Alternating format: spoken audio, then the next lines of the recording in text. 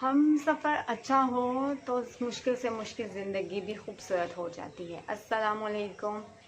उम्मीद यही कि आप खैरियत से होंगे और दुआ यही कि आप हंसते मुस्कुराते रहें। तो वेलकम बैक। तो आज कुछ दिल की बातें। तो अच्छे हमसफ़र से मुराद ये नहीं कि वो फरिश्ता हो, उसमें कोई ख़राबी ना हो, वो दूध का धुला हुआ हो। ऑब्वियसली बात है, हम इंसान हैं, गलतियों के पुतले हैं और हमारी कदम कदम पर हमसे गलतियां हो जाती हैं। बात होती है अंडरस्टैंडिंग की, एहसास की। सबसे बड़ी बात तो मेरे ख़्याल से किसी भी रिश्ते में जब तक अंडरस्टैंडिंग नहीं होती, एहसास नहीं होता, वो रिश्ता कभी भी कामयाब नहीं है। वो सिर्फ मियाँ बीवी का ही रिश्ता नहीं बल्कि कोई भी रिश्ता हो सकता है। वो बहन भाई, माँ बाप, दोस्त, कोई भी रिश्ता हो सकता है। तो अच्छे हम सफ़र से मुराद, जैसा कि मैंने बताया, कोई ख़ास एक स्पेसिफिक डेफिनेशन नहीं है। बस उसमें एहसास होना चाहिए, मतलब मेरे मुताबिक एहसास होना चाहिए उसमें, और उसमें अंडरस्टैंडिंग होनी चाहिए। अंडरस्टैंडिंग ऐसी कि आप किसी दर्द में हो, किसी तकलीफ़ में हो, किसी मुश्किल में हो, तो वो आपको अंडरस्टैंड करे और अपने अंदर एहसास पैदा करके उसकी जो भी सिचुएशन हो, वो आपकी सिचुएशन को अंडरस्टैंड करते हुए आपको समझे। जब से मैं मैरिड हूँ, अल्हम्दुलिल्लाह अल्हम्दुलिल्लाह, ऑब्वियसली बात है, बहुत सारे अप्स एंड डाउन्स मेरी लाइफ में आए। हमारी लाइफ में, मेरी और फारूक की लाइफ में, ऑफ कोर्स हम दोनों की लाइफ है। तो ऐसा नहीं है कि हम लोग बहुत ही हैप्पीली वेड रहे और बहुत ही सैर सपाटे और खुशियाँ और ये चीज़ें भी हुई, लेकिन इसके अलावा हमें बहुत सारी परेशानियाँ, दुख, दर्द, तकलीफ़ें और बहुत क्रूशियल टाइम भी हमारी ज़िंदगी में आया। लेकिन अंडरस्टैंड किया हमने एक दूसरे को, एक दूसरे की बातों को हम लोगों ने समझा और तभी हमारी ज़िंदगी आसान हुई। और एक टाइम आता है जब आपको लगता है कि जैसे आपकी लाइफ बस मैस हो चुका है और अब इट्स इम्पॉसिबल कि ये मैस ठीक होगा। लेकिन अल्लाह ताला की ज़ात से अच्छे की उम्मीद करनी चाहिए, अपनी तरफ से आपको बेस्ट देना चाहिए और ये भी खुदा ताला की ज़ात पे छोड़ देना चाहिए। वही आपको अजर देगा, वही आपको अक्ल देगा, वही आपको समझ देगा। लेकिन दोनों साइडों से अंडरस्टैंडिंग का होना बहुत ज़रूरी है। जब मैं अबू धाबी में थी और अल्हम्दुलिल्लाह अल्हम्दुलिल्लाह अल्लाह ताला की ज़ात ने हमें बहुत बड़ी खुशी से नवाजा, फरदान की खुशी से नवाजा, तो हम दोनों ही 12 घंटे की ड्यूटी करते थे और हमारी ड्यूटी टाइमिंग्स थोड़ी चेंज थे। और फारूक जो हैं, मेरी गैर मौजूदगी में जब मैं ड्यूटी पे हुआ करती थी, उनको पता है कि मैं 12 घंटे की ड्यूटी कर रही हूँ और ऑब्वियसली बात है एक फेज़ से गुजर रही हूँ।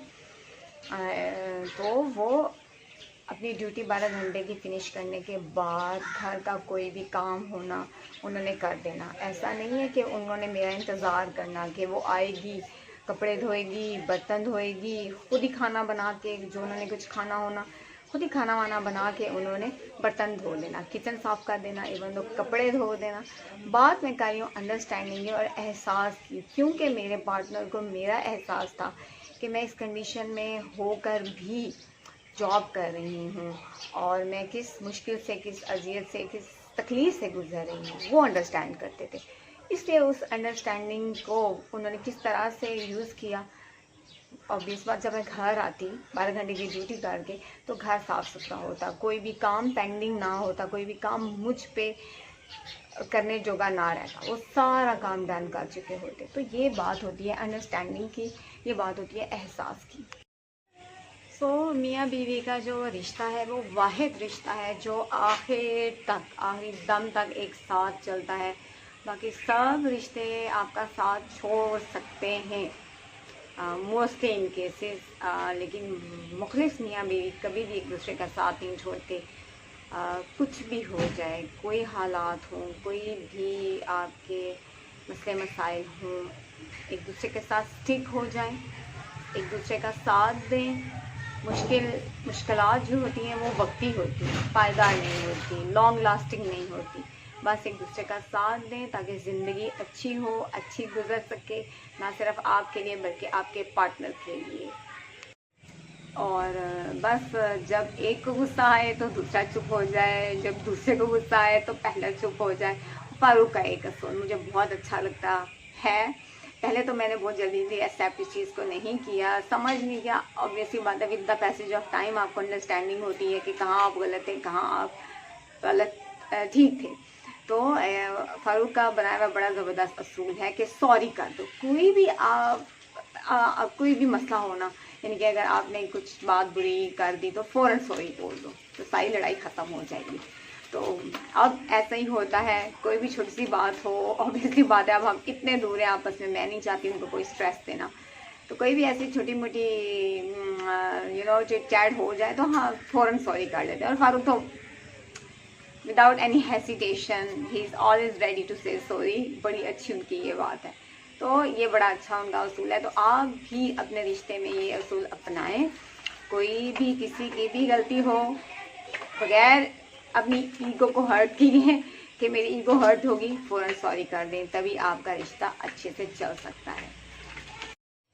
और अभी मोहम्मद फरदान के जो मामू हैं वो उनको ले गए हैं एक स्ट्रीट का चक्कर लगवाने के लिए। मैं आपको दिखाती हूँ, वो आ गए।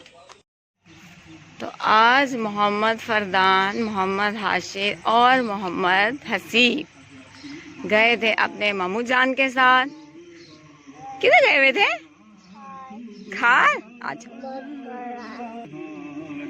किधर गए हुए थे जी? कहाँ गया हुआ तो मेरा बेटा? अच्छा, ओए नाश्ता नहीं किया? क्यों? बाबा कहाँ है? फरदान, बाबा कहाँ है? बाबा कहाँ है?